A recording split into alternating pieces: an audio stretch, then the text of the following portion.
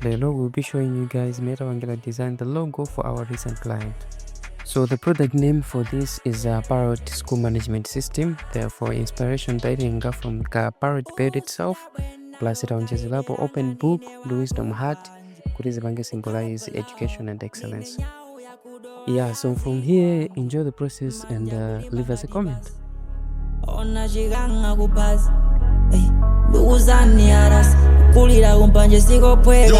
Then the product ya Malawi lelongwe sakutsiwa bingo mwanayo ndi bongo manje kumpanje kulibe sanje sizitengela kudoyo ndi waboma lanje ankhonde mukukumbukira kuti fisi wagona kambuzi kale nkhonde mwina mwaiwala inde quest mwezi wa wala